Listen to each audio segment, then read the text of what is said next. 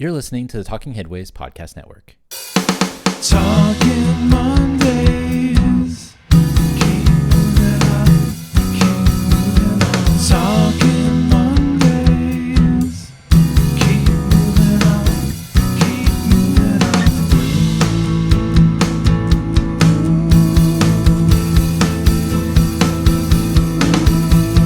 Talking Mondays. Keep moving on.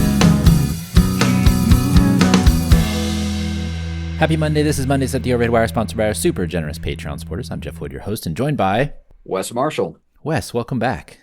Thanks. Good to be here again. Yeah, so we're going to dive into something real quick, but I also want to ask you, like, how was you had a long trip, a big trip that you took. How was that? I've been traveling too much, but this one was Bogota. So I had not actually been to South America. I'd been to some of the islands, been to Mexico, like Cabo, but this is my first time to South America, and it was great. It's a long travel day to get there and back, but once you're there, now there's a lot of amazing stuff, and you can eat really well for really cheap, which is kind of fun too. So it was a good time. I saw a lot of interesting presentations, met a lot of great people, and learned a lot, and also try to share some of what I know. Hopefully, it helps them out a little bit, but we'll see. Yeah, it sounds awesome to go there. And I'm just always interested in the travel because, usually my travel trips have gone like east or west, right? I've gone to China, I've gone to Europe. And so you have time zone changes and all that stuff, but you still have it's a really long distance to get down there, but then your time zone doesn't necessarily, or maybe it's like an hour or two. So I'm wondering how that impacts you, because the time zone changes, you can kind of like, when you're going to Europe or when you're going to China, you have to reset your body and all this stuff. But going north-south is another interesting kind of different, way of doing things. Oh yeah, no, I'm the same way. I've been, Europe and like Australia, places like that. But here, because I connected through Atlanta, so it's a 2-hour difference from Denver to Atlanta, and then to go back to Bogota, you end up on Central Time. So you end up traveling all day, and you end up, for me, only one time zone away. So it's a little bit weird. And the other strange thing is the people.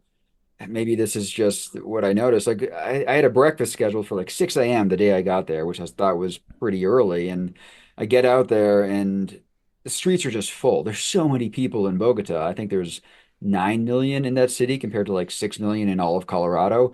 But still, it feels like they're all out at 5 something a.m. At the same time, whenever something is scheduled, it always starts late. So they're all up super early, but everything starts like a half an hour later. It's this weird combination. Just hanging out, just hanging out. Yeah. Yeah, Did you get to cool. ride? Did you get to ride Transmilenio? I did not, but we took a few tours of like some of the station areas, honestly, where there were some pedestrian hotspots where there were a lot of fatalities. And, they were trying to fix it with these big overpasses that cost millions of dollars, and none of the pedestrians are using them. And you can see, the social paths where pedestrians are, what they're actually doing. And, we're talking about how they need to design for that and how people actually use these places as opposed to these big overpasses. But we got up close and personal with the Transmilenio system. And it's amazing how full those buses are. And yeah, I think I joke to my class about how relative capacity is.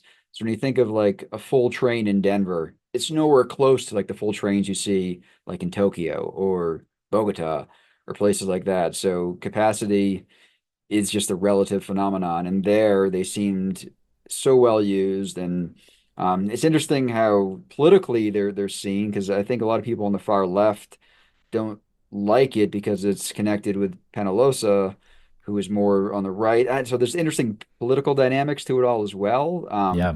But it's a great system.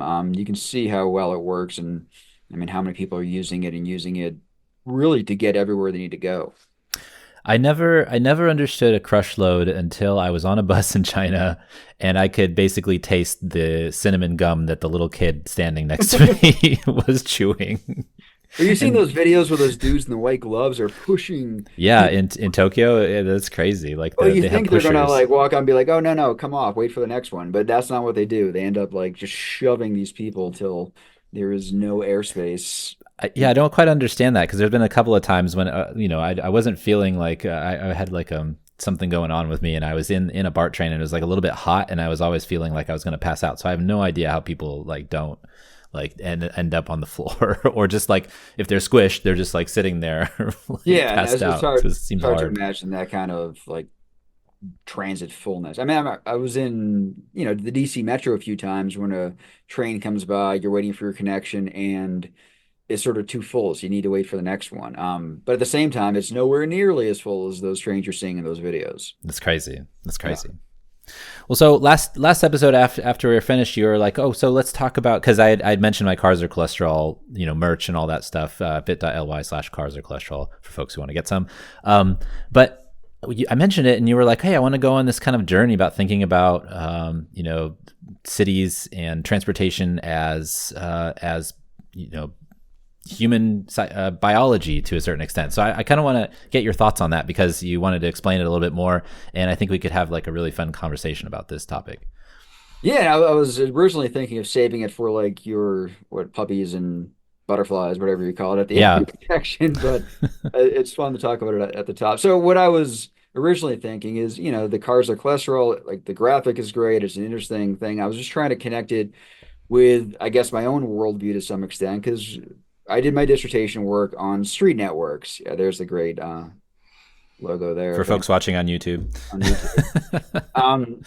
So when I did my dissertation, I was looking at street networks, and a lot of people, you hear the ideas like, oh, living on a cul-de-sac is safer. So when people have kids, they move to these places. And what my dissertation did was try to see if that is true or not. And what I ended up finding is that, well, yes, it's true if you never leave your cul-de-sac, but the sorts of cities, the sorts of designs we need to support cul-de-sac design end up with those big, nasty arterials, and those cities end up killing like 2 to 3 times more people per population than the more gridded cities. So yes, you may get more fender benders on the gridded cities, but you get, way fewer severe injuries, way fewer fatalities. So part of my thinking is I purposely at the time did not even visit these cities that I was studying. And the idea to some extent was to treat the street network, almost like archaeologists would treat dinosaur bones, right? Like we find all these dinosaur bones, we put them together, and then we can sort of tell how these dinosaurs lived and if they used their hind legs or how they walked, how they lived. And that was a little bit my thinking with the dissertation. I could look at a street network and you get a sense of how people behave. And it turned out to be true because I did subsequent papers on things like modal choice, whether people are walking, biking more, whether they're driving more, like how much vehicle miles traveled, the differences between these different types of networks. We ended up doing papers later after my dissertation on public health outcomes, whether there's higher rates of obesity, diabetes, high blood pressure, heart disease, all that sort of stuff. And there was and you can sort of tell how people use these places often based on those street networks. So to me, I always thought of the street networks as the bones. And this is something I think harkens back to, I think I was talking to, his name was Alex Marshall. He wrote a book called How the Cities Work. Yep. I met him at CNU, and this is the discussions we were having, I don't know, but around the time I was doing my dissertations, like 2006 or something like that. And he also talked about the ideas, the street network as the bones. So when you think about cars or cholesterol, I started going down other rabbit holes. Like, well, if maybe cars are the bad cholesterol and walking, biking is the good cholesterol, what does that make transit, the connective tissue, the intersections of the joints? Like, there's so many things you can think about. So that is sort of where I'm starting from, like my baseline. But I wanted to get your thoughts on how all these things can come together. Because when you think about cities and streets and people, like the metaphor for the human body for all this stuff, it makes a lot of sense. And you can kind of see the biological overtones and how cities actually function because they're way more complex than, just water through a pipe like civil engineers treat it as. Yeah. Yeah. It's such a big topic because as we were talking earlier, I I started to think about this and I went down this rabbit hole, and then all these news items popped up. I looked into the archive that I have about urban metabolism, And then all these, different news items and papers that people had written started popping up as well. And I couldn't quite absorb all of them, to be honest with you. There's so much stuff. But it seems like back in like Victorian era or something along those lines, people started really, or when they started figuring out like how bodies actually worked instead of like using the humors and things like that to figure out bloodletting or whatever they were doing at the time. I did take a class in college about like medieval health history, and it was really weird what people were thinking was the right way to do things. The miasma and the idea of, just bad air and stuff like that, which was kind of right to a certain extent, but it wasn't really. But when people started figuring out how this stuff really works, when cholera and Jon Snow and the maps and all those stuff, people started comparing bodies to cities and started thinking about that stuff. And so I found that really interesting to think about this, like, quote unquote, urban metabolism and how we ingest, we extract resources and pull them in and use them and then have waste products that come out as well. And so you think about, our waste systems and how that matches the different, let's see, I have a couple of written down here that I thought about were connected. So the electrical grid, maybe like the nervous system. Drainage and wastewater might be like the excretory system, which is like how we deal with waste in the human body. Public works, transportation, the cardiovascular system, the skeletal system. The parks and green space as the respiratory system.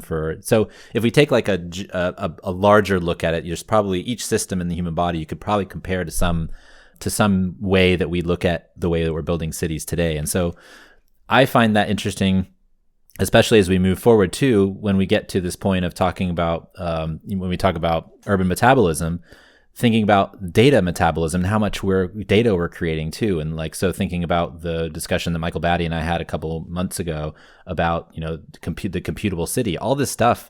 We used to look at it like this, you get the census every 10 years and then you do calculations and data analysis and stuff. And now it's like real time. And so we're processing all this information. So I feel like all of that is connected in some sort of way. And so I find that there's probably some way that you could tie them all together, but maybe not exactly on top of each other. But there's probably something to be said about the skeletal system being the roads and the excretory system being the waste management and the respiratory system being the plants and trees and all the stuff that we want to put together, and layering those on top of each other. There's probably some sort of a metabolic calculation you can make to figure out whether cities grow at a certain rate or not. And I think people try to do that actually.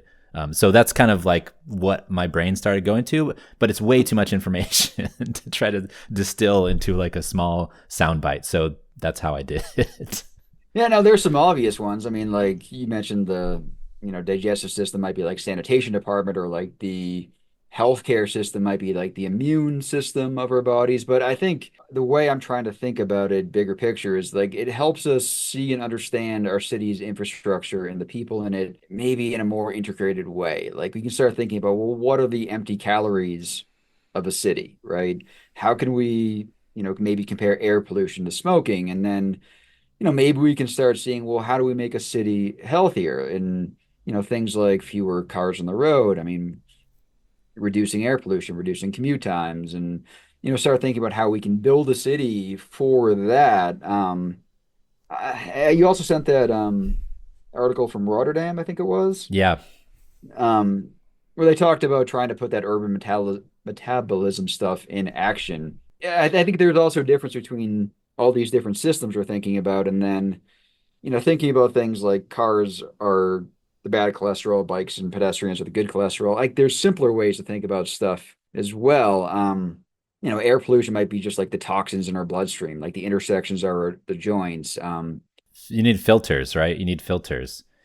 Well, it's like something I always tell people, or I always think about when I'm talking about air pollution or air quality, is like nobody would ever, well, some people do, and that's unfortunate, but nobody would ever like go in their garage, close their doors and let their car run, because they know that, that's going to end poorly for them. And so you're doing that on a larger scale outdoors. That can't be good for us. And so you need some sort of system or filtration to kind of clean that up, or you just don't do it at all. It's like going vegan, right?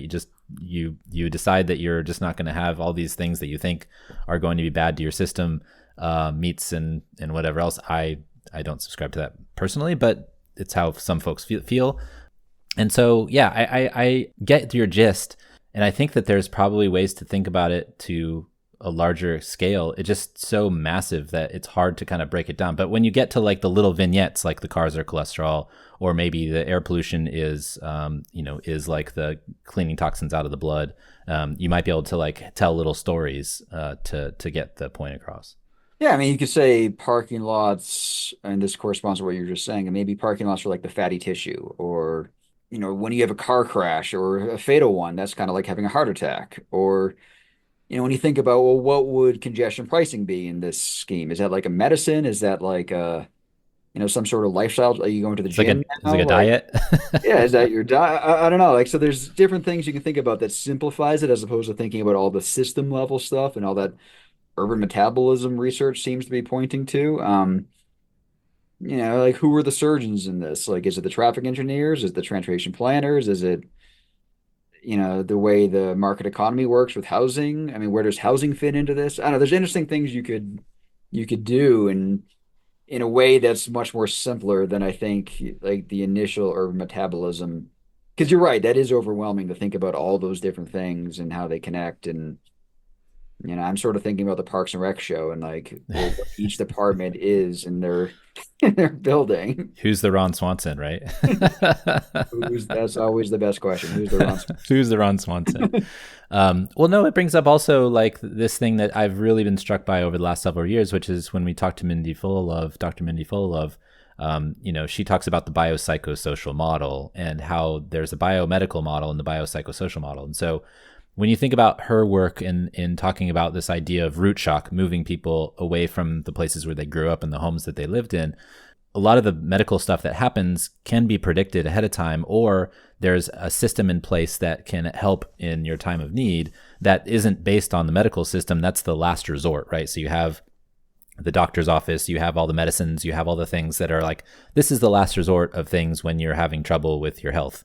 But in the meantime, or before that, you have all of these, systems that exist to make you healthier, the built environment that you live in, the transportation that you use, the amount of that you walk or bike, the amount of exercise you get, the social group that you run in. One of the things that I saw, I think it was the Ig Nobels came out, and this one guy had disproved blue zones, right? Blue zones, the idea that you have certain parts of the world that like live longer than the others. And they brought it down to like, there's a lot of falsification of records in these places versus other places. So people are getting all the benefits of their grandparents or something along those lines.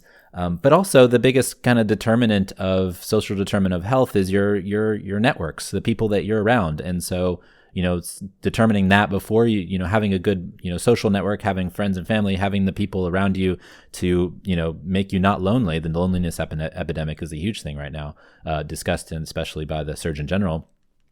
Those are the things that before you get to the doctor's office, those are the social networks and the things that actually can keep your health going. And so if we think about, urban systems from that perspective, as, you can think about it from in two tiers. You can preventative medicine and then the medical medicine, right? Preventative medicine is all this other stuff, the biopsychosocial model, thinking about your friends networks and all that stuff. And then you have the medicine at the end stage, which is like, okay, I have, I got an infection, I need my penicillin, and that'll make me better. But before that, maybe don't, have a neighborhood where you have to step on thorns all the time, where you might get a cut, right?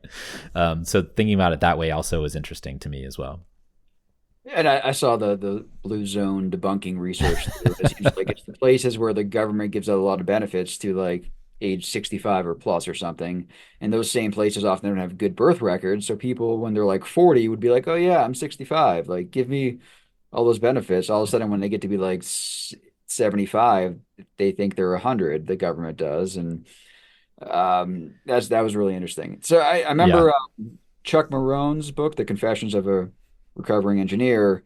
He had a short chapter in there, like learning from biology and not physics, like in terms of how we build streets, how we build cities. And one thing I talked about in my book was, yeah, that we need more kind of generalists and not specialists. And I pointed to two of my best grad students weren't civil engineering undergrads like a lot of my other students were. This is just a strange coincidence. Both of them were biology majors as undergrads. Like one had a double major with French and the other had a minor with French literature.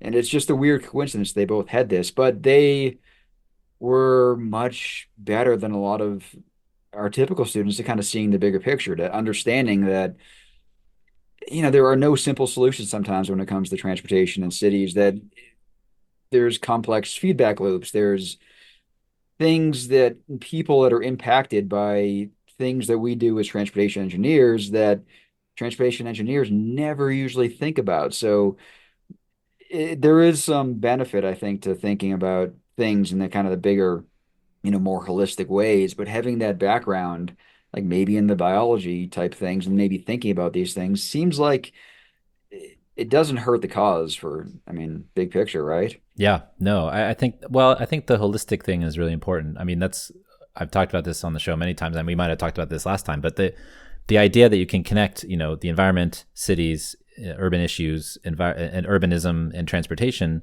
is really important because all these things are connected. And, I think at our peril, we silo and, try too hard to, put things in their boxes. And if we don't think holistically, we'll get these outcomes that we're really not looking for with those bad feedback loops that you were talking about. And so that's really interesting. It's really interesting they were biology, but also interesting they were French majors. And Yeah, I'm not sure why that yeah, turned out to be the case.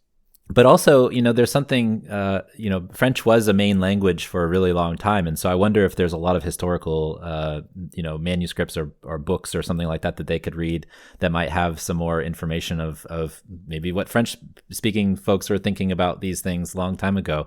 I'm always interested, like, I wish I knew Chinese like my wife, because I'm sure that there's tons of like books in some obscure library that has something interesting in it that I probably just couldn't find. But I guess that's part of living one life instead of a million. Yeah, and I mean, it was funny because when I was in Bogota, yeah, everyone's speaking Spanish, and they always had sort of an interpreter with me. And by the way, those people are amazing. Like they're repeating what I'm saying in real time, while also listening to what I'm saying, and like repeating that in a second. It's awesome. It's so awesome. But at the same time, what I had 5 years of high school, like middle school Spanish, and all I can sort of ask for is where the library is. ¿Dónde está la biblioteca?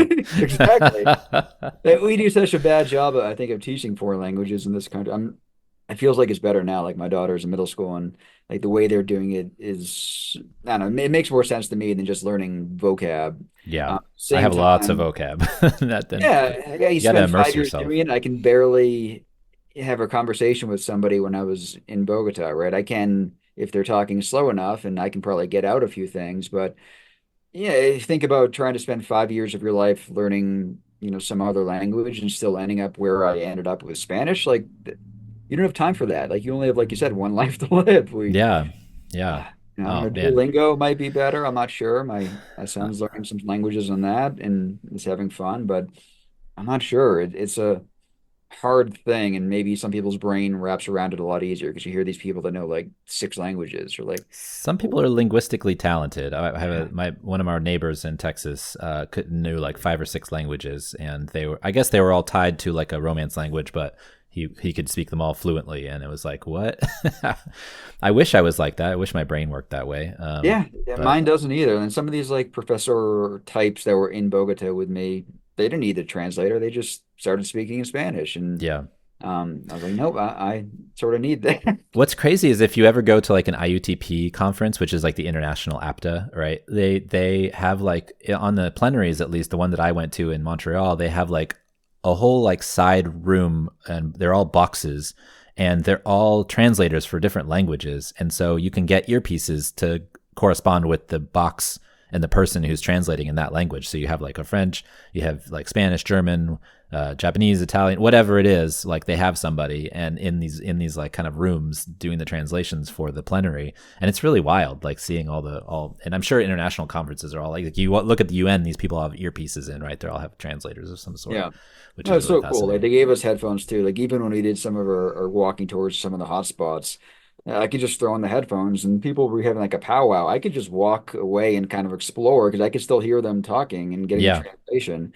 I didn't have to like stand right next to them. So it was actually pretty useful. I could that's take a lot more pictures of the streets and the intersections than I would have if I was right up listening to them talk. That's awesome.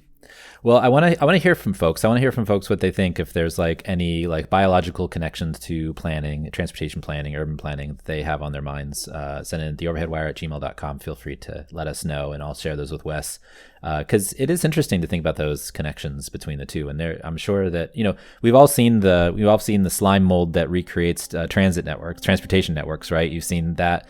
Where somebody puts like pieces of food at major urban centers, and then they have the slime mold recreate the subway network or something along those lines. There are connections there. It's really interesting. A friend of mine, Nick Lowndes at UConn, was doing some research on street networks and ants. So like sort of letting ants develop their networks and trying to see how that would work as a transportation network. I'm not sure whatever happened to the output of that study, but when he was writing that proposal, I was like, that's interesting. We'll see what happens. Yeah. Oh my gosh, ants! Don't get me started on ants. Like they count in their head how far they go, and I know people that did research on that. Yeah. So, an old friend of mine basically did this research where they looked at like the distance that ants and how they kind of found their way back and forth between places, and they count, because what would happen is they did this kind of weird experiment where they cut their legs in half, and so they only went halfway and back to where they were supposed to be, and so they figured out that they actually count their steps. I'll have to look up the research and see like if I'm remembering it right, but it feels like that's what they did. So people do all kinds of weird stuff.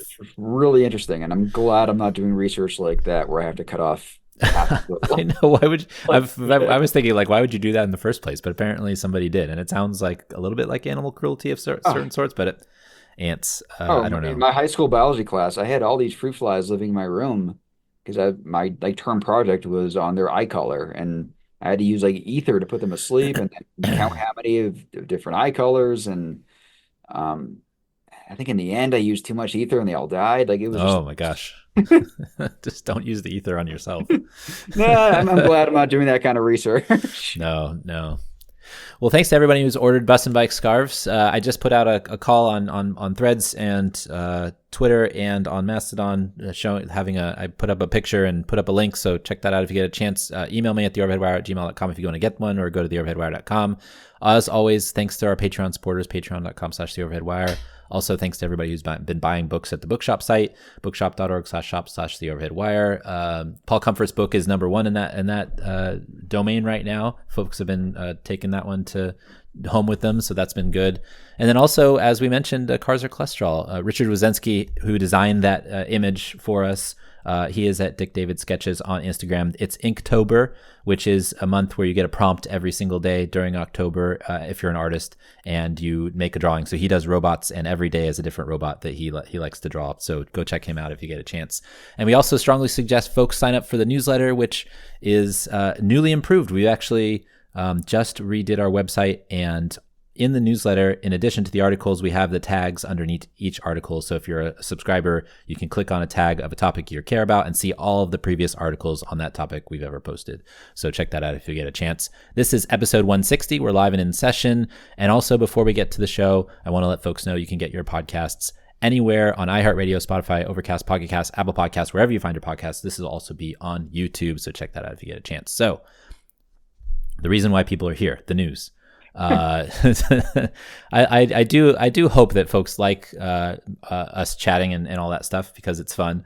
But also you all come here to hear the news and listen to kind of what's going on. So I've got some good news stories for you, starting off with connecting Texas and Mexico. Officials from Texas and Mexico got together to discuss passenger rail between Austin, San Antonio, and the city of Monterrey in Mexico. The line would be promoted as increasing commerce between the two cities and mirrors a Mexican expansion plan that would connect Mexico City and the Texas and Arizona borders. However, the biggest barrier would be funding, as TxDOT is now focused on expanding roads and a line between Houston and Dallas that has Amtrak's attention as well. This was by Cristela Jones in My San Antonio. And this is also on the heels of another item that I feel like is connected to this, which is the 60-year anniversary of high-speed rail in Japan.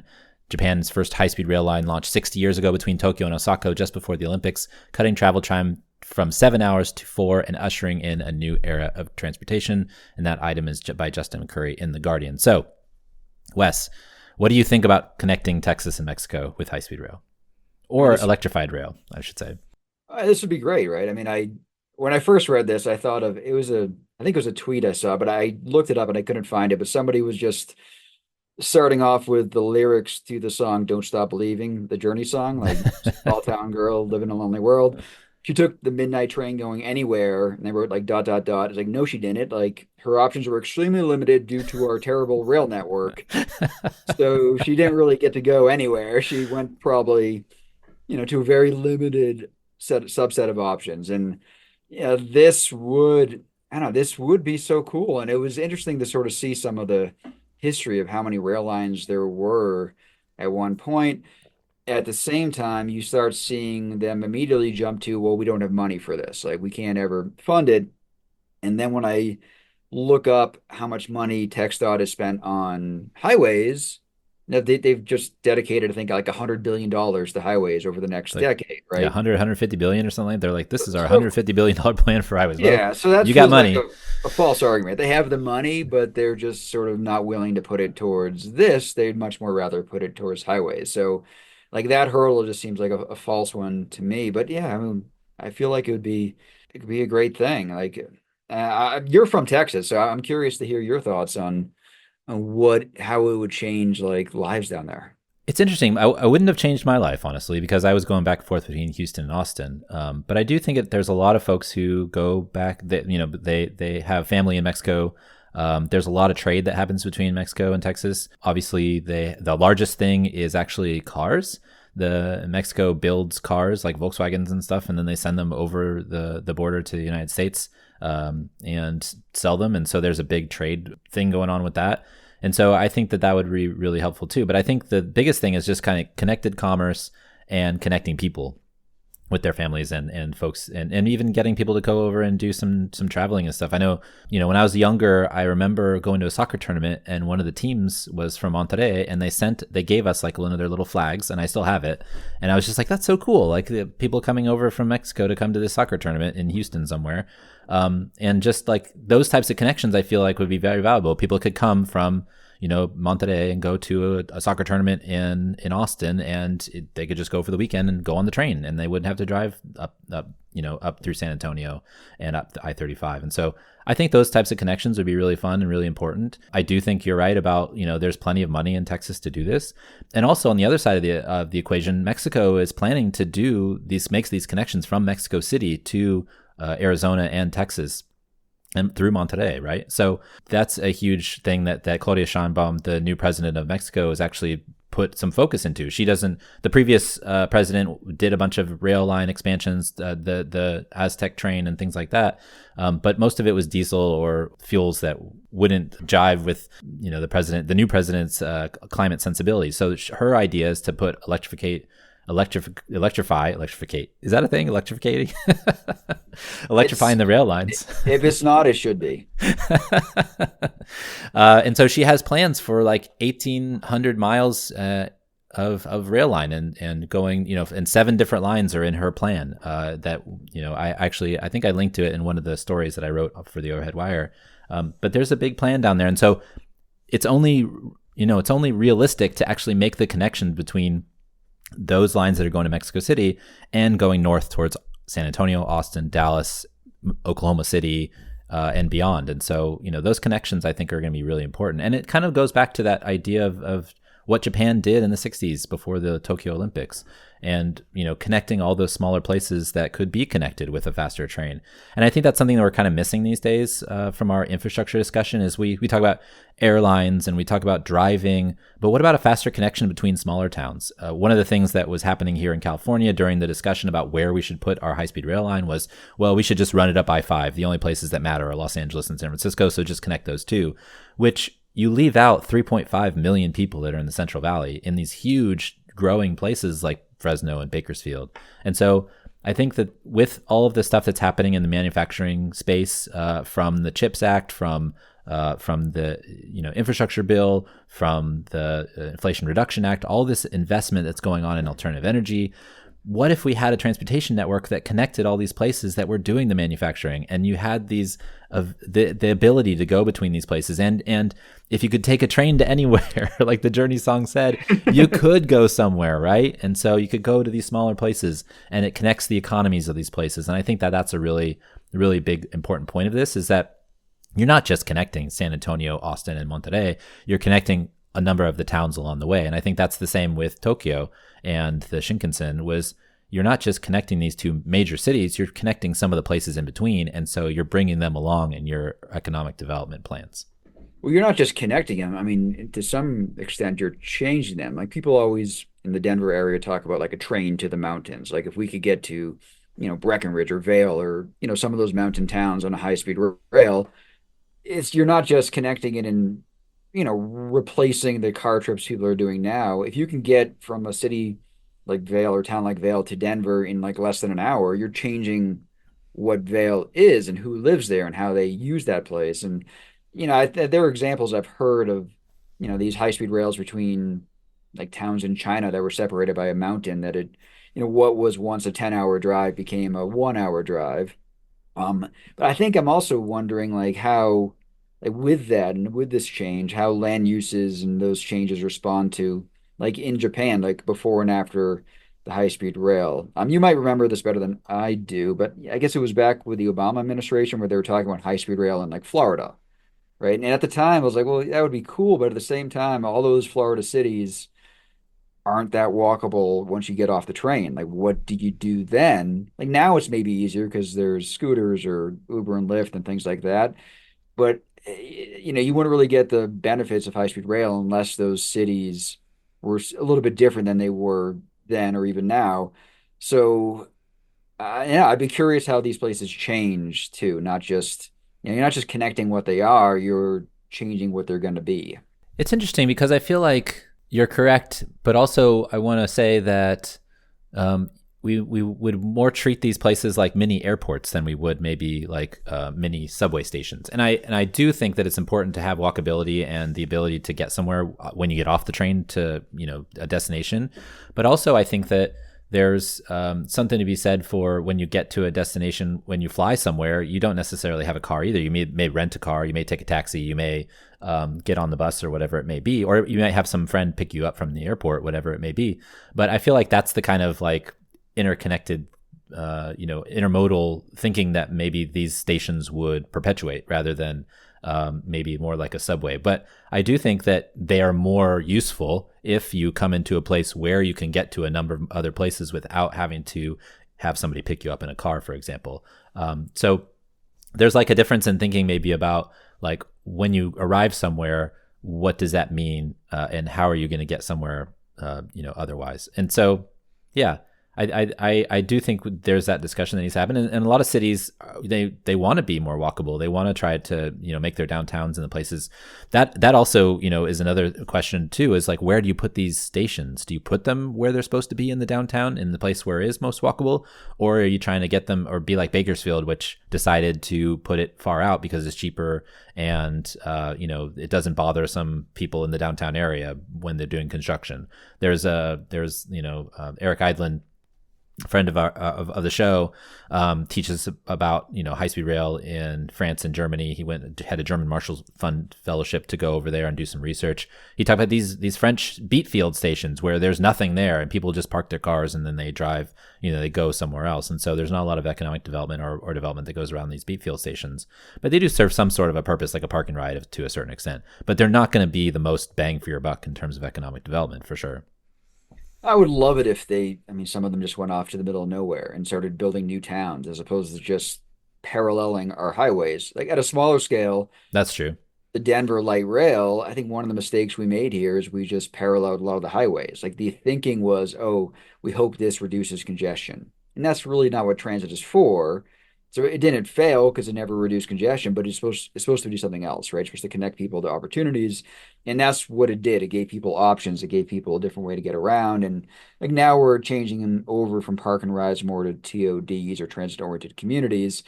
At the same time, every single one of those station areas, you're cutting off half of the walkable space with like a highway or like this heavy freight rail.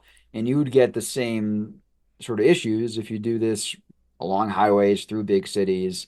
Like they're going to end up like parking rides, and it's going to be replacing more airport trips than anything else. Hmm. I don't know. I'd be curious. I mean, the way we built America, a lot of it was just we were just throwing railroads out to like Chicago. All of a sudden, Chicago becomes this big city because of the railroad. And why can't we do that again? Like, why can't we have new cities and start them rather than with a highway, do it with rail? Yeah, no, it's a good point. I feel like there's even though the subways in New York City, right? There's a lot of places that they just built the subway to, and it was empty at the time, and now it's like a thriving, huge neighborhood. Totally. It's also kind of it goes to that thinking about like what are our investments for, right? Are they for, moving people? Are they for economic development? Are they for both? And what that means overall in terms of where you're trying to site stations. I feel like we have this problem, like you mentioned, where we're always kind of second fiddle to the roads, and in Denver specifically at the tech center, I always wondered why like the line doesn't go underneath the tech center instead of like around on the other side of the highway where you have to walk over this big thing. It would have been hugely beneficial to the property owners there, and connect downtown and the tech center in that way.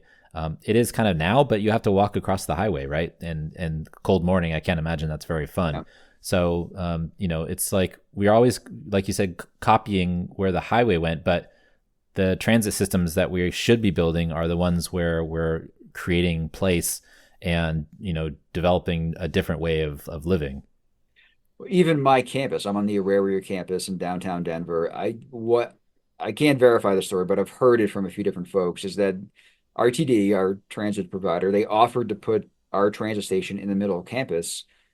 The powers that be of campus at the time said no, like we wanted out on the edge, and that's where our light rail stations are. Like from my office, I have to go to the edge of campus to get to any of them.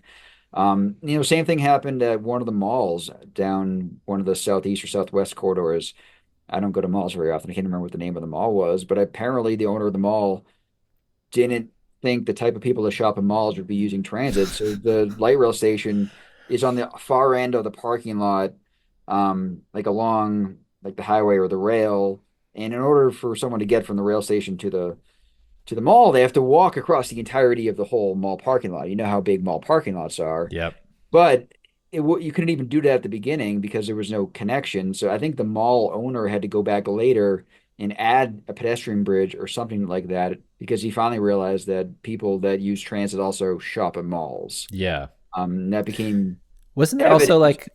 also like a medical center up that connects, like the airport line goes like this, and then there's a line that comes like this, and then there's like a medical center, and they made them go around or made them, It's kind of part of my university. So the Yeah. Andrews Medical Campus is part of CU Denver. It's on the other side of where I live. And for that one, they were actually worried about the train shaking some, high medical equipment that is very precise, right? If the train is shaking the ground, like it might mess up some of the things they're doing. So they put that one sort of on the edge of it as well. And there's a shuttle that brings people back from that train station to, where they're going, but also parking is free in a lot of those areas. So a lot of people, it doesn't really make sense to use the transit. Yeah. I feel like the University of Minnesota tried to make that same argument with the Green Line too, where they're like, we have some medical equipment or some seismic something we had to measure with millibars, and it's not going in the train, and just put rubber underneath the tracks. You're fine. It seems like a fixable problem to me. Like, so, there's a lot of extra work to move it from where the plan was, and it's not nearly as convenient for people that use it. So, yeah, I didn't really dive into it at the time, but it's, Yeah. it's a problem that should have been able to be fixed, it feels like. Yeah. Well, hopefully these, I know that the lines in Mexico will be built. The president has said that that's part of her plan. And then let's see what happens in Texas. I think that, it's interesting that Texas and Mexican, leaders have basically signed a pact to say that they're going to explore this. And so we'll see what actually comes of that. Yeah, I'm excited to see what happens. All right. Next up, Maps show hazards and migration. As the U.S. population shifts, much of the growth is happening in areas prone to wildfires, flooding, and extreme heat. The sprawl increases demand for infrastructure and services while placing more people in the path of extreme weather, undermining gains in building codes and resilience efforts. This was by Mira Rojan Sakul and Nadia Popovich in the New York Times. This was a really cool, like, interactive map. They showed where migration was happening, but also where kind of some of the hazards are, and they overlap with each other, obviously. I was hit in the face with the sprawl. I'm wondering what you what you took away from this one. I think the first thing I took away from, I mean, some of these articles in this whole list you had was just how Yeah. awesome the maps were. Yeah, they're great. Like, there's some great graphics. There's some great before and after. There's great maps. So that was, they're really fun articles to kind of flip through, especially for me. I also, in addition to the transportation courses, I'm teaching like an intro to GIS course, right? So I'm Hmm. always looking for cool maps to show people. Like I remember a bunch of years ago, I went to Edward Tufte. Do you know that guy? Yeah, Like he yeah, does those envisioning information things and sort of has a great presentation on how important the visualization of our data is. And like, a lot of this reminded me of that. I also saw an article, I think a couple days before you sent me these, that Zillow's going to start giving information about climate risk on their Oh, I house thought they already tours for did that. sale. They've made an announcement about it. They made an announcement, so they're is it on there already? I thought maybe when you start, or maybe it's a different, maybe it's not Zillow, but Redfin, or somebody has, they have like flooding, the flood maps or the 100-year floodplains or something like that. You can like turn on the layer or something like that. Yeah, no, I think there's I think what I read, there's five different areas, like categories of information. So flood, wildfire, wind, heat, and air quality, along with some insurance recommendations for this. Because one of the things we actually did in my GIS class was show that a lot of these places that are most prone to like wildfires or floods are attracting a lot of in movers. And not only are these people being put at risk, but it exacerbates the risk in these places. So there seems to be a disconnect between all of this in a way that, like, we're not spatially organizing ourselves in a way that helps any of these problems. And yes, I get it. I'm a guy that loves going to the beach, and being in Denver, that's one of the things I miss. So we always go to Cape Cod every year and spend some time there. And I look at some of the sort of the houses for sale, and some of them are way lower than you would think. And the reason being is because that house, like I did the math on one of them, I try to look at how far the coast is coming in. Hmm. Like in 8 years, that house would be gone. Yeah, Like that's why that house is a fraction of the price. Or you hear about these houses in Nantucket that would be like a multi-million-dollar house selling for like 200 grand because it's going to be gone in a couple of years. yeah, So it's an interesting sort of problem that we're still attracting people to these risky areas instead of trying to attract people to places that are lower risk. At the same time, there are fewer places that are lower risk too. So I think Denver is one of those places, but it's, there's different risks, right? yeah. I saw, I think it was on Instagram or something. I saw like in North Carolina on the Outer Banks, there's like, they have every other day, it feels like they show a picture of a house getting broken down because it finally, the ocean caught up with it. And then that goes to also the discussion that they're having in Galveston. That was one of the other articles that I've shared with you. I have a whole list of them. There's a bunch of Washington Post ones about the Galveston and flooding in North Carolina and repairing roads and all that stuff. But the Galveston one, specifically, Galveston is interesting to me because I grew up in Houston, and you always hear about how there was this huge, it's like 1906 earthquake in San Francisco. There was a 1900 hurricane in Galveston. Galveston was the largest city, it was the state capital, it was the place for commerce because it was right on the ocean, right? But it got wiped out completely by this hurricane in 1900. And so they actually backfilled the land. They raised it up like 5-10 feet, and then they built this huge seawall. And now developers see there's value to living near the beach, like you're talking about, but they're like inching to maybe a little bit outside the seawall, maybe a little bit on the side. And it's like, are you serious right now? You want to build and sell, or you want to buy a condo that's like on the other side of the seawall, just barely, where if there is a hurricane, the storm surge is just going to wipe you out unless you have like your ridiculously, concrete build. That some people have done, like that you see these pictures in Alabama or wherever of somebody that decided to build a storm home, and it's the only one left on the ocean. after it comes through. But they want to keep doing this, and so people are putting themselves at risk by building these homes in these places because they have access to the beach. That history of Galveston was super interesting to me. I didn't really know all this. I mean, the fact that 6,000 people died in that hurricane in 1900, and Hmm. then, around 1930, they literally just raised every building, and there's this amazing before and after graphic of a house that was raised, and they built this elevated walkway for pedestrians that became the sidewalk. Yeah, And it was way higher than where the original sidewalk was. But then you see, what do they have? Like a 17-foot seawall they built. And yeah, like there's that one example of like the Riviera buildings that were on the water. They used to have a pool, but the pool's gone. And now these three buildings or two buildings are right on the edge of the water. And a lot of it, I grew up in the Boston area, so a lot of it reminded me of the fact Boston was built on wetlands or marshes. Like a lot of it, something like 1/6 of Boston was just fill.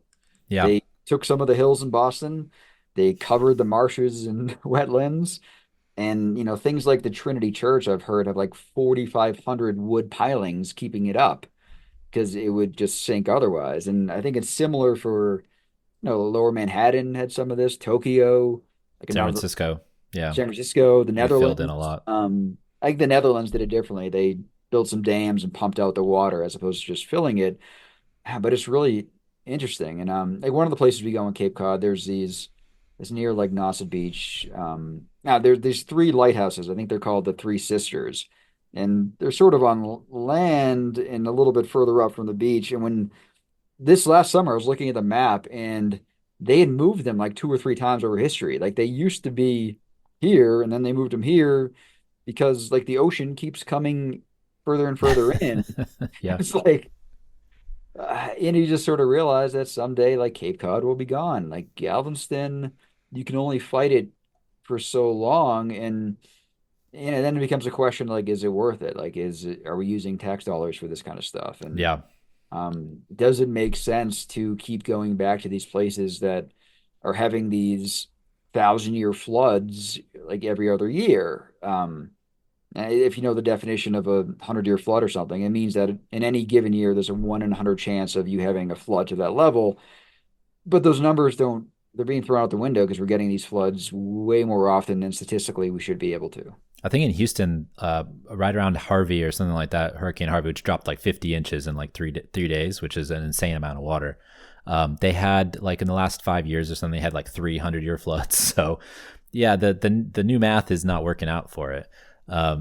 There were three things I wanted to mention about these things, and I've been writing a little bit about this recently, and so I've been thinking about a little bit more about it. But I think there's three kind of important things to consider when we're talking about kind of migration, climate change, insurance stuff, etc.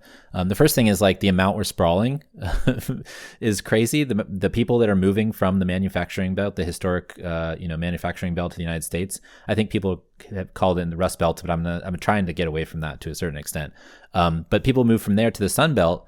And, basically we've sprawled so much, we're putting more people in harm's way. I think there was in the article, they talk about this insurance company, Swiss Re, who's saying like, well, about 10 years ago, 15 years ago, the hurricanes that have came through wouldn't have had as much impact because there wouldn't have been as many people living in the way. Right.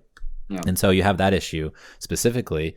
And so we're incentivizing the sprawl. We're incentivizing people to live in these dangerous areas. The second thing is like the amount of storm damage and potential and risk is driving up these insurance costs, which is making some of these companies leave states altogether. And it creates a situation where the state has to like step up and create its own insurance like Florida has. But then what that makes happen is like all the state taxpayers are on the hook for these bailouts that come along. And so we actually had David Schleicher on the show, and I keep coming back to this because I think it's really interesting, but he wrote his book In a Bad State, talking about like bailouts and what they mean for transportation bonds, right? So basically cities are built on municipal bonds and bond ratings. And so if the state can't back these bonds, and if the US has to bail out too many times, we hit this moral dilemma where, can we keep building infrastructure? Can we build climate infrastructure if it's going to cost so much because the bond ratings go down? So there's that impact as well.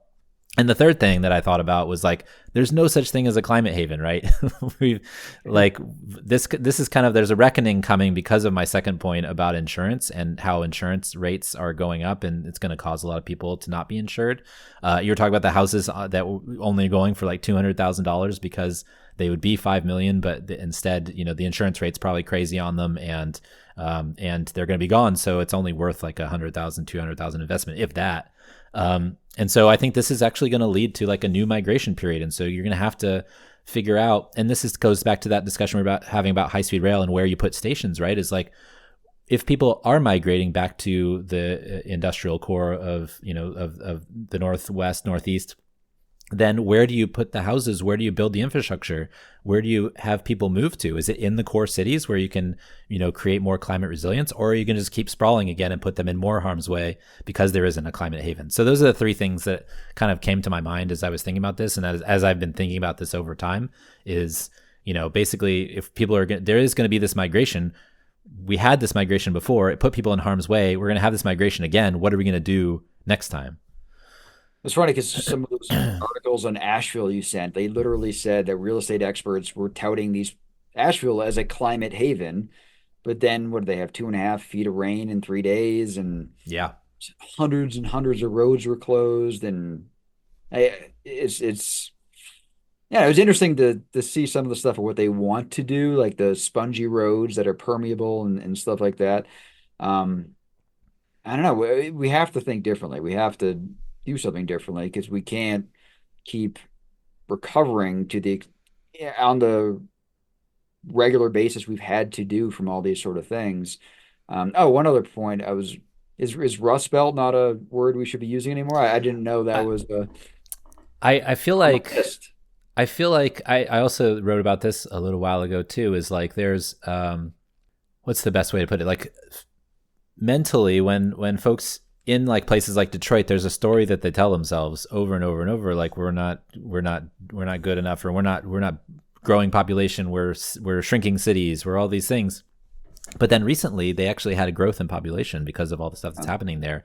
And so I feel like it changes the whole narrative of the place. And so that's my thinking anyways, is that like if we stop calling place the Rust Belt, maybe it will not be the Rust Belt anymore, right? Yeah, It'll be it's a funny. manufacturing belt. I think of Rust Belt as like these cool recovering cities now. I don't think of it as a negative. If it was me living in one of those places, I think I would own it. Like, oh yeah, Rust Belt. Like, Oh, let's okay. go. Yeah. I don't know, but I'm not from those places, so maybe I'm mistaken.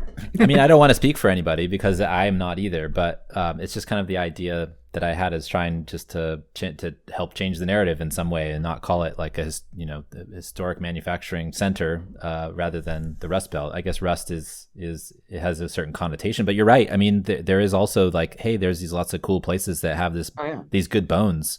Every time I go to one of those cities, it's always better than I thought it would be, right? You're like, oh yeah, this is kind of cool. Then you go to some of the newer cities, and it's like, I don't know, it's a lot of glass and steel, and it doesn't really feel like looks the same as everywhere else. right. So I mean, I love a lot of those cities, and I don't know, if it was me, I said I would own it, and maybe they do that.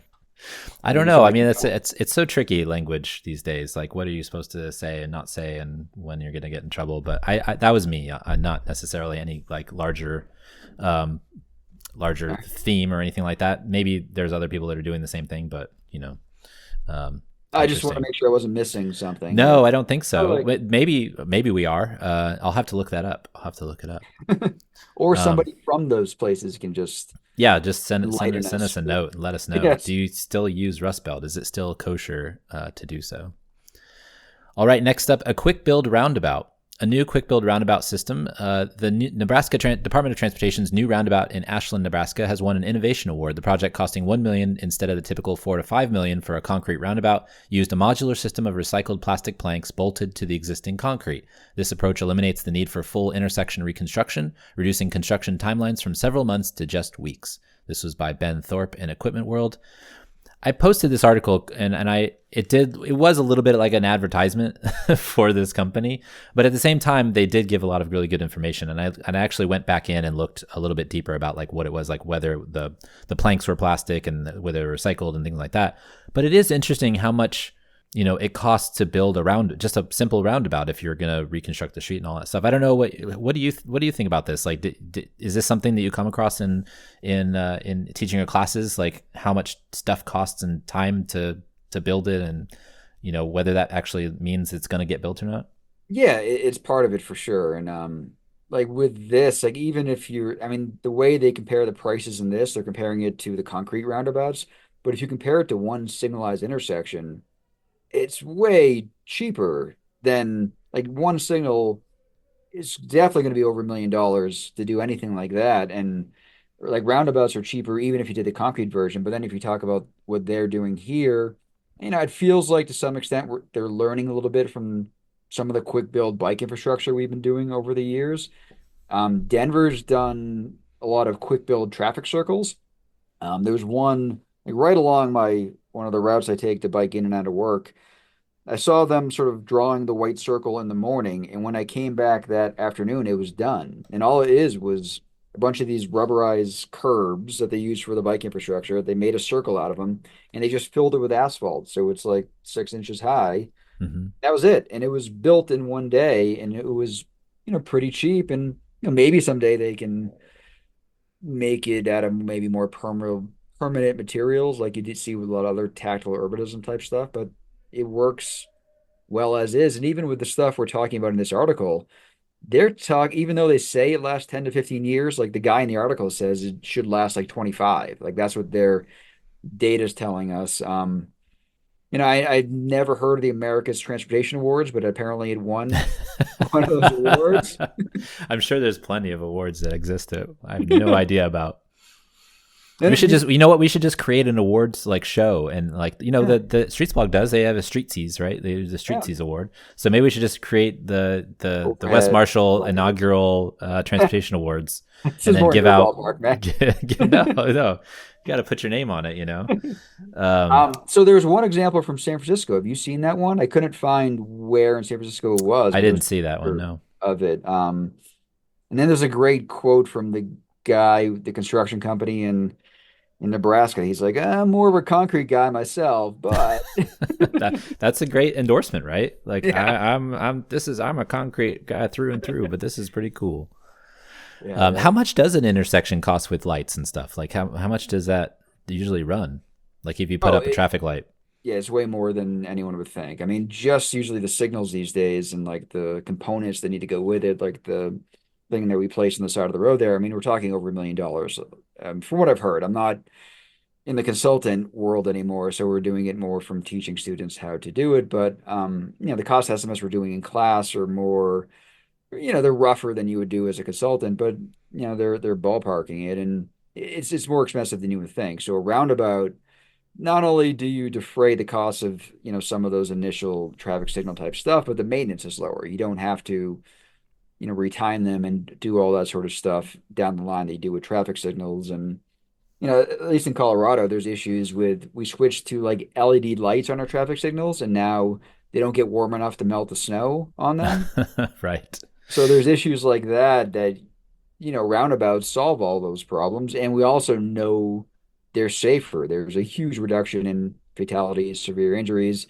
I don't love how a lot of places think they need these 2 or 3 lane roundabouts when they really don't, because those aren't quite as safe. And I think that's a whole nother issue. But a lot of times the 1 lane roundabouts can handle 20,000 cars per day or something like that. So something like that is a smaller footprint, it's cheaper, and they work. There's still some folks that just get mad at roundabouts and they conflate them with rotaries like we have in Massachusetts, or they think they're just too European for us, but we know they're safer and they're also cheaper.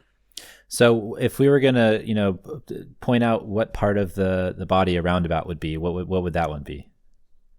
So if intersections are the joints, would it be like a hip replacement? I don't know. I mean, because it seems like the roundabout is a more natural way to do it, right? So Yeah. the traffic signal is sort of the robotic elbow or something like that, Yeah. right? Yeah. It's like a half robot cyborg type. Something like that. Um, I don't know. I just throwing that out there because I was like, oh, well, this is a infrastructure thing. Maybe it fits, or maybe it doesn't. Yeah, and then we also have those new like turbo roundabouts that are, have you heard of those? No, what's that? Um, I think California did their first one. So like the idea is that you have to make a decision as to where you're going before you even pick a lane as you get into the roundabout. And then each lane is very definitive, and oftentimes there's barriers between the lanes, so you don't have people changing lanes within the roundabout. Like if you're in the right lane of the roundabout, you go right. If you're like in the middle lane, you're going to go straight. If you're in the left lane, you're kind of taking a left out of the roundabout. And it's much more structured, and for the big roundabouts, it's oftentimes a better design. So there are some folks I know, like Peter Firth at Northeastern loves these turbo roundabouts. Oh, that's interesting. I never heard of that before, or I've seen one of them. I mean, I was just like on a, where were we? We were in somewhere south on the coast, and we were driving through Paso Robles actually, and there was like this kidney shaped one, and so we Yeah. went the wrong way the first time, but There's one in New Haven that's shaped like a peanut, like the peanut roundabout. like a peanut. Yeah, it seems like there's some there. They're starting to morph from just a plain old circle, and they're getting really adventurous with the shapes. Have you seen, I think it's called the Magic Roundabout. It's somewhere in England where you have this big roundabout in the middle and there's five little ones that Oh yeah, I've seen that. go I've seen like the round. overhead Oh the man, overhead is like crazy. It's like wild, yeah. how do you figure that out? Yeah, and it is, and also there you're on the other side of the road, so it would break a lot of people's brains trying to maneuver through that. Yeah, when I flew into Aberdeen to visit a friend one summer, and we were on the wrong. We were going through roundabouts, and then we were on the wrong side of the road, and I was just like, there's no way I could have done this myself. Yeah, when Glad. out in Australia, they drive on the other side of the road, and like luckily I biked mostly for the first 4 months, so I got used to it. And the last couple months we were driving up and down the coast a little bit, so it felt better. If I had done it from the get-go, it would have been tough. Yeah, yeah, it seems like it's tough. All right, next up, rethinking La Rambla. In Barcelona, officials are worried about over-tourism in the form of rowdy bachelor and bachelorette parties and the proliferation of what some see as tacky souvenir shops and restaurants along the iconic street La Rambla. To remedy this, planners will redesign the street with sidewalks widened to 5 meters, 16 feet, and vehicle lanes reduced for internal trips and buses only, while 3 new public squares will be created. The plans don't incorporate a focus on housing and commercial support to bring a more diverse crowd, though some of these features were part of earlier proposals. This was by Ianco Lopez in El País. What do you think? What do you think of this one? Well, there are also some, I guess, tertiary proposals to like ban tourist housing in the whole city by Yeah. like I 5 think years. they're trying to get rid of Airbnb and stuff like that, Yeah. right? Yeah. Um, which makes sense. You can see a lot of neighborhoods that have become sort of overrun with Airbnbs, and this feels like one of them. Like when I was looking up more about this street in this part of the city, like there, I found a quote from some Spanish poet saying like he feels like it's one of the only streets in the world he wishes would never end, which I thought was interesting when I compared to like Colfax in Denver, which I think Actually is, never ends. well, it's billed as the longest commercial street in America. Like the Yeah. commercial portion of it is like 26 and a half miles. And for much of it, you kind of wish it would end sooner. It's getting better, but I don't know. I think what they're trying to do is like increase the width of the sidewalks from like 11 and a half to 16 and a half. They're trying to reduce the number of lanes of car traffic. At the same time, it feels a little bit like Denver's pedestrian mall, the 16th Street Mall. People from this area don't really use it. It's a place that tourists go. It's a place that people going to the convention center that are here for conferences go to, partially because it's filled with a lot of kind of chain restaurants, and that's not where people are looking to go. And maybe that's not the case where we're talking about here in Barcelona, but when I'm reading these articles about it, it feels a little bit like that. And they I talked think about it is, how yeah. the locals never go on the street, they just go across it, which I thought was a really interesting way to describe how the locals use it. Like they never go up and down that street. It's just tourists. Yeah. Yeah, I mean, it was interesting because the article was interesting to me specifically, and it is kind of an example of redesigning a street and thinking about how to kind of change the uses through street design, but also how everything should be connected, right? And the uses that they want or don't want. In the United States, we talk about some of the places like the 16th Street Mall, or even plazas in places like Seattle, where they have this kind of program of trying to get rid of the unwanted elements, the seedier elements of something in order to liven up the place. And in this instance, they want to get rid of the stag and hen do's, which is the British term for, bachelorette parties. And also they want to they just don't want the tourism. They want the over tourism. They just want the street to be, more mix of people, which could be solved through housing or solved through some sort of social housing for commercial districts or something. That was what they were thinking. But it's just the thing about it was interesting to me was just like the trying to micromanage the uses or the street design so that you get the type of people that you want to get on a street. And so I'm wondering, like, is that actually even possible? Can you change a place to get the different people? Can you kick out like souvenir shops and kitschy restaurants that have served this clientele on this street for a really long time and seem to be continuing to make money off of it? When I was at University of Connecticut, they were building like a new town center for Storrs, Connecticut. And at one of the meetings I remember going to, like the master developer, the way they talked about like filling this town center with shops and whatever, they called it casting. Like they're trying to cast, like they need like an ice cream shop and a cookie shop. Like they're trying to make sure all the things fit together and become greater than the sum of their parts. At the same time, it feels a little bit un-American not to be like, well, like here's how much it costs. Whoever wants it, come get it. And with respect to your other question, that Seattle article that you linked to, where they talk about New York City and Bryant Park. Did you read that part? Yeah.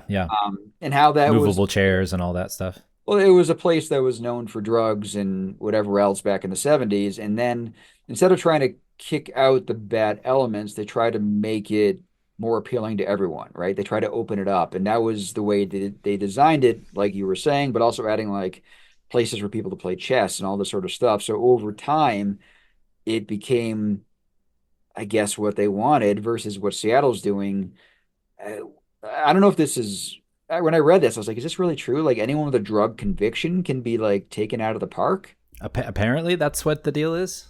That seems crazy. How do you figure that out? Like, do you ask everybody in there? Like, do you have a conviction? Do you have a conviction? Yeah, no, that seemed bizarre to me. That's sort of the stay out of drug area. So, I'm not sure how that would work in practicality, but at the same time, I mean, Denver's got a lot of homeless folks, and there's certain neighborhoods where like they're on the sidewalks, with tents or things like that. And like, yes, you don't want to criminalize homelessness, but like, I also can't walk out your front door and have people living on your sidewalk. Like, you can't have your kids walk to school if that's what the environment is like. And I don't know. So it was a tough situation that we're put in, but it seems like New York was more on the right track. Like, try to make it nicer, better, try to improve it. And it's a little bit different than what Barcelona's dealing with. Like, rowdy bachelorette parties, it feels more like a Vegas problem than Seattle or New York City. But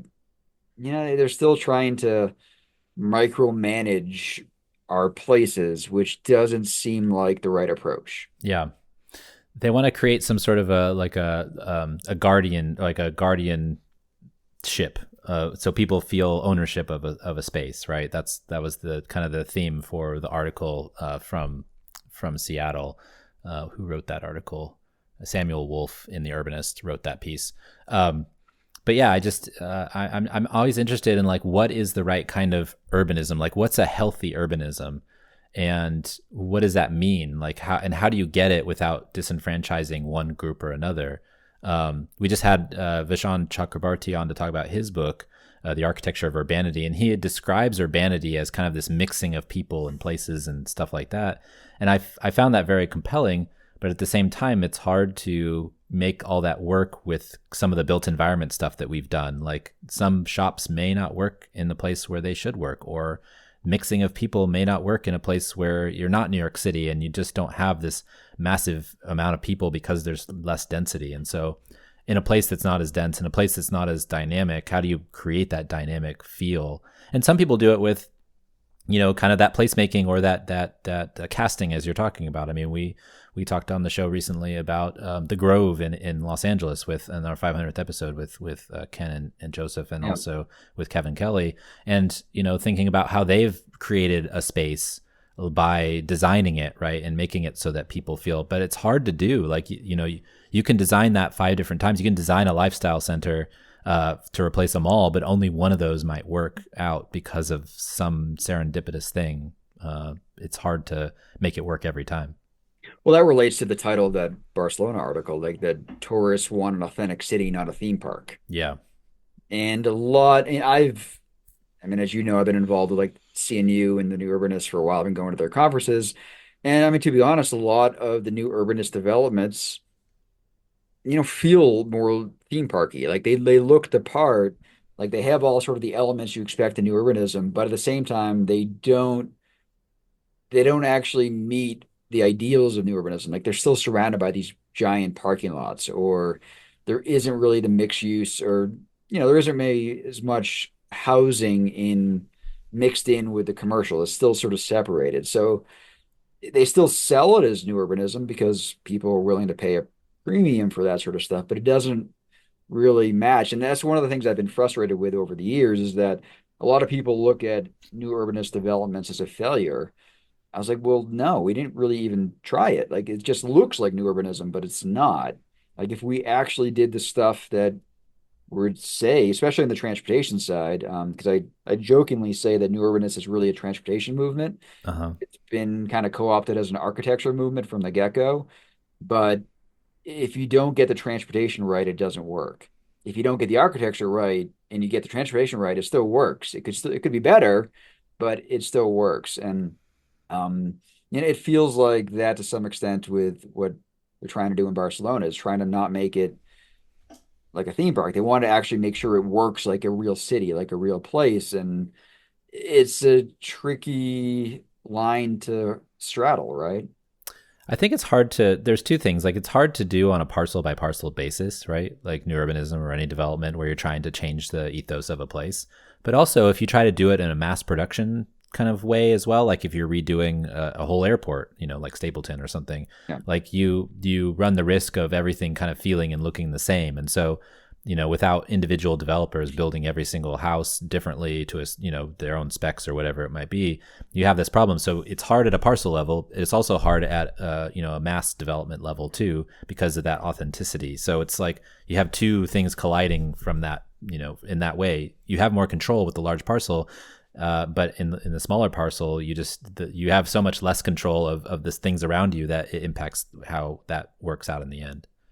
Yeah, so the neighborhood formerly known as Stapleton is where I live, right? So I kind of put my money where my mouth is when I moved here in 2009 and Hmm. bought a house in Stapleton. It's now called the Central Park neighborhood, but that's a whole nother story.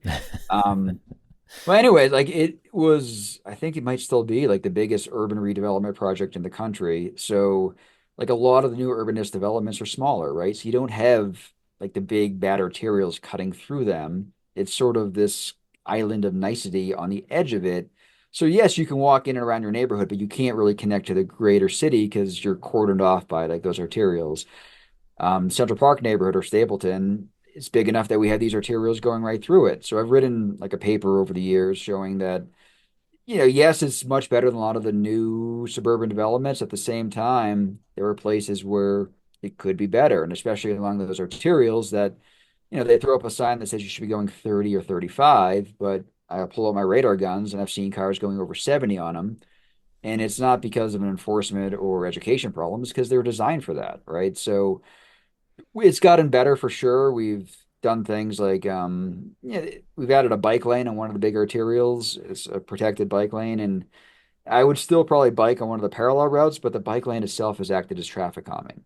A lot of the roads that were over designed in terms of number of lanes, we've cut back on and added better bike facilities and traffic calming. So it is getting better. It's evolving over time, but it's a different animal when you're doing something at that scale versus one of these smaller developments that tend to be what you see. Yeah. When they did the design for Stapleton, do you think that you're just talking about the roads and the networks? And I'm just thinking about like when I go visit my sister and brother-in-law in Bakersfield, the roads are super wide because they've planned for like a 6-lane road going everywhere. But even though it's only 1 lane, these roads are ones you could probably have a drag race on, and it's like, and not and not blink. But the design of the roads is so wide, and I would wonder if like a developer, when they got the parcel, they're like, I don't want to spend all my money on the roads. I actually want to, build housing on here, and I want to get as much money out of it as I can. So maybe I should just put more housing and make the roads as narrow as possible. And like, then you don't have to worry about the asphalt later on, replacements and stuff like that. I just thinking about it from that perspective, from like, just like an economy of the place, and thinking about, and the same thing with roads, highways too. I mean, we've taken away so much, that the work that you and Norm did on the parking lots in New Haven, right? Like thinking about all that land that got taken away from usable uses, just feels like it's something that some of these large scale developers would want to do. But then, is the city the one that's not allowing it to happen? Is it the transportation department that's not allowing that to happen? Is it the fire department? I mean, obviously there's lots of answers, but Yeah, no, for that paper I wrote about Stapleton, I interviewed Peter Calthorpe. He's, hmm the big new urbanist, founder and designer of Stapleton. I interviewed like Peter Park, who was the planning director at the time. And like a lot of the stuff I heard is that, there were some frustrations. Like they were allowing, maybe narrower streets than they would have otherwise. But at the same time, it was like an exemption. So like Peter Park was worried that like these things they were allowing weren't embedded in the code for the future, that when they went back to fix something, they might have to revert to like what the current guidelines are saying, that would be wider or whatever it might be. Peter Calthorpe was more on the side of like he was trying his best, but he was limited by, I mean, honestly, our traffic models, like the kind of stuff I'm talking about in my book. hmm Planning not just for cars today, but planning for cars 20 years into the future and making sure we can accommodate all those cars. So there's like a one-way couplet that's really unnecessary, cutting right through like the town center, the original town center in Stapleton. But that was trying to be a way to catch some of the traffic on some of the nearby arterials, which isn't really needed. Or even, some of the big arterials, they're actually not even that big. They are just 2 lanes in each direction. I think a lot of people in the rest of the country would be like, oh, that's tiny. But they still are pretty fast. And especially when you go to the newer part of Stapleton or Central Park, it's north of the highway. hmm It feels much more suburban up there. Like the arterials are bigger, the house lots are bigger, the commercial is limited often to like car washes and stuff like that. The kind of stuff that, like my part of the neighborhood, we have tons of restaurants. Like when I first moved to Denver, and we were coming to downtown all the time to go out to eat, and now there's 30 good restaurants in walking distance to my house. We don't have to go that far. Like it's a much more, it's made the shift, like Barcelona's talking about, from feeling theme parky to feeling like a real urban place. Yeah. Yeah. I often think about that, like after the initial idea is put together, and then any extensions of that idea, what does that mean? So in Texas, like the opposite of where I grew up in Kingwood. On the other side is the Woodlands, which was designed by E. McHarg. And his initial village that he designed is very, it's designed with nature. It's kind of his ethos and stuff like that. But then when you get further out, it just becomes more and more sprawly, suburban. The roads get wider and everything else. So whenever somebody does like one of those initial designs, like this is how it should be throughout the whole neighborhood, and then when the developers kind of take over afterwards, they revert to standard. Usually, it feels like.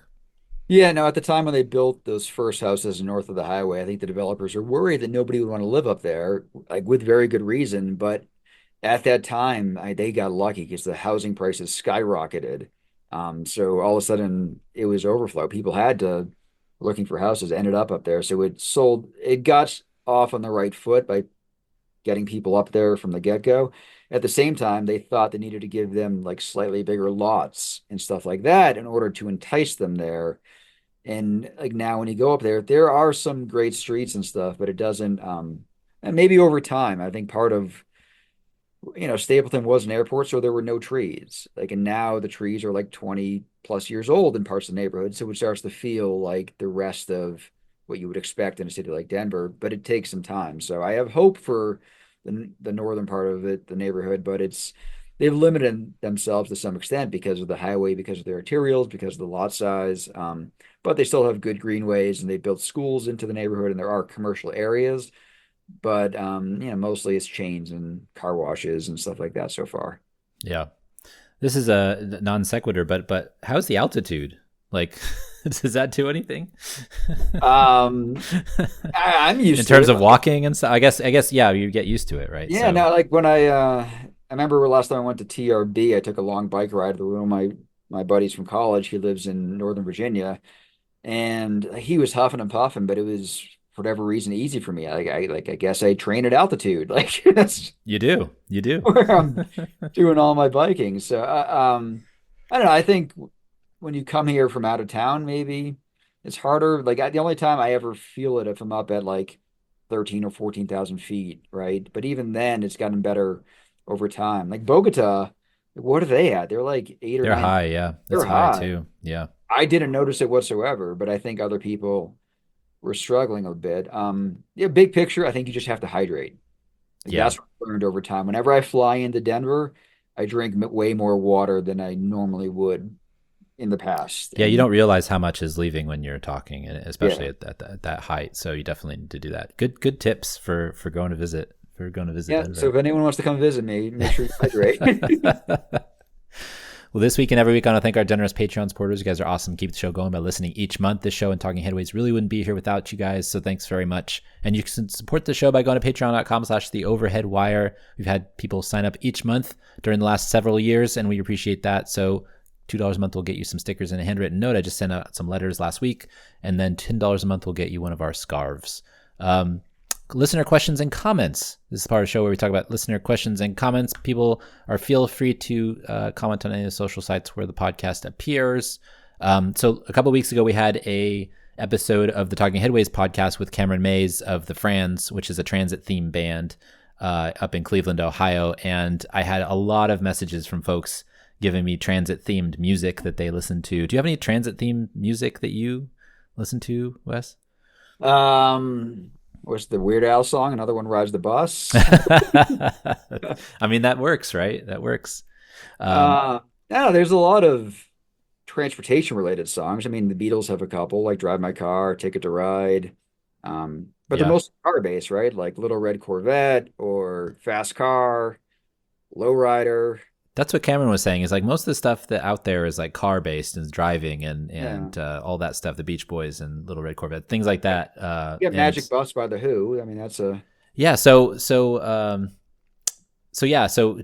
McKeel wrote in, I listened to your interview with Cameron Mays of the Franz today and was trying to think of transit themed rock music. Of course, there's the Magic Bus by The Who, but the first song that came to mind was Down in the Tube Station at Midnight by The Jam, which includes some tube station sounds. Like much of the Jam's music, it paints a gritty picture of life in England in the late 70s and early 80s. The Jam also wrote Planner's Dream Goes Wrong. Not many songs about city planners, and this one doesn't pull any punches. Congrats on 500 episodes.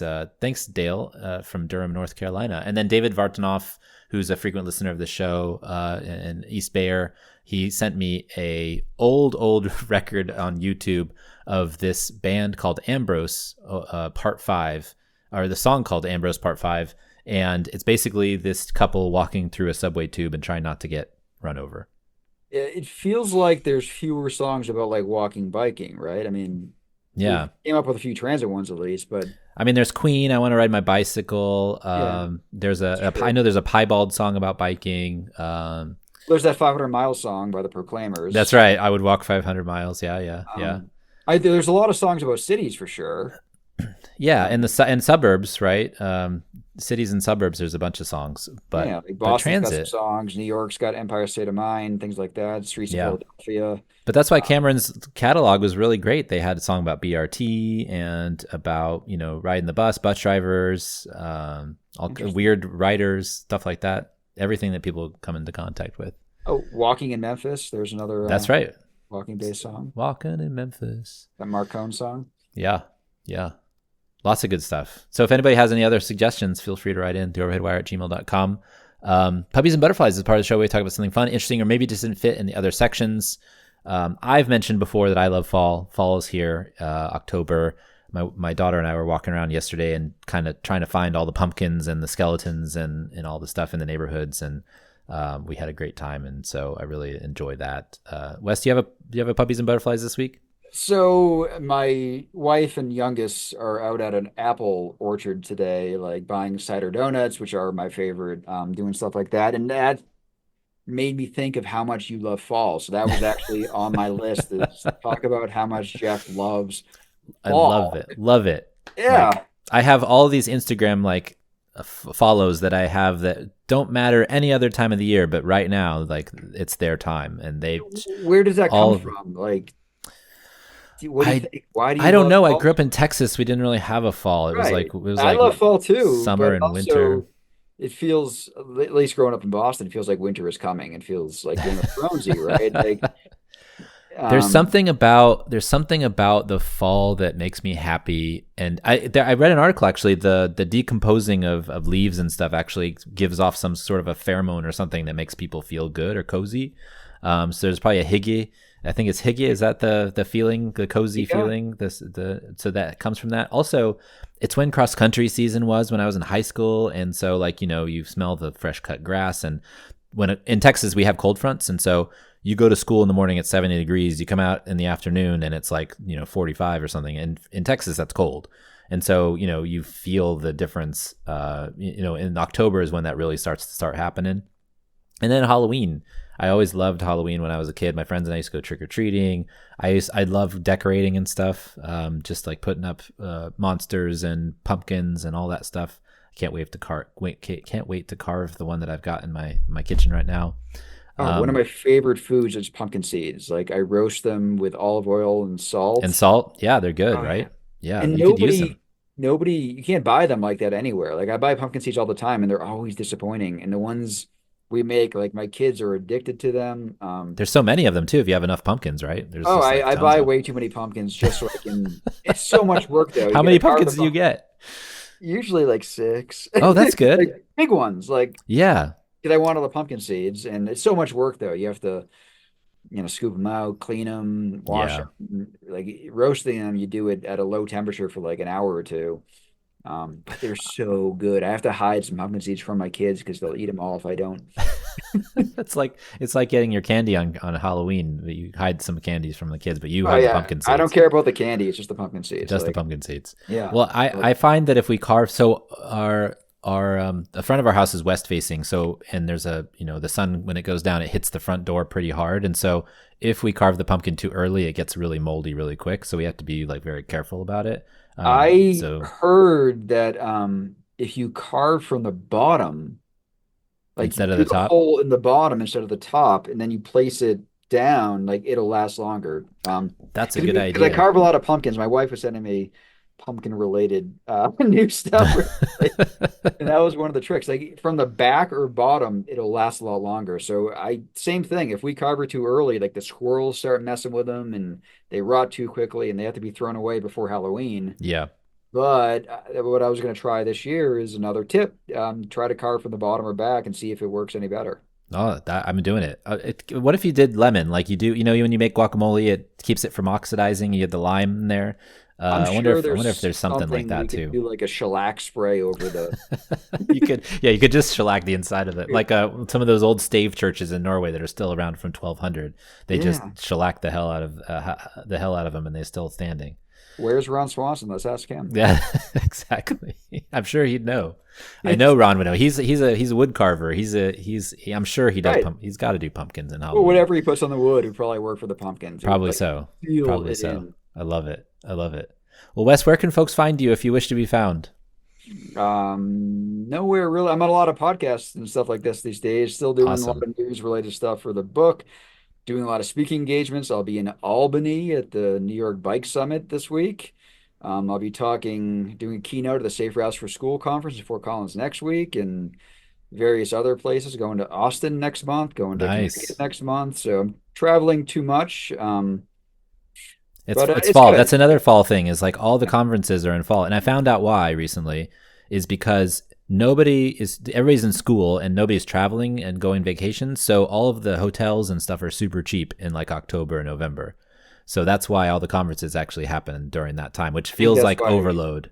TRB in January in DC, it's like the worst time to visit DC, but I'm It's always so there in cold. January. It's so cold. But I think hotels are pretty cheap comparatively, and Probably so. Yeah. Right when they after get New together Year, like 15,000 people in one conference, that is a big deal. I guess it adds up. So I got to get back to TRB. I got to get back.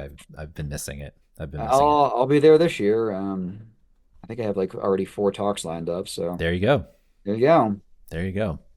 Well, you can find me on Twitter at The Overhead Wire or at TheOverheadWire.com, Mastodon, over The Overhead Wire, SFBA.social, Instagram and Threads at The Overhead Wire, LinkedIn, wherever. You'll find me all over the place. I'm all over the web.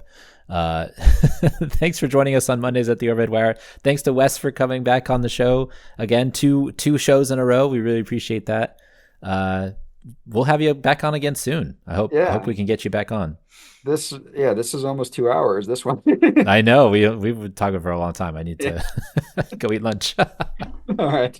All right. Thanks, man. Good talking to you. Talk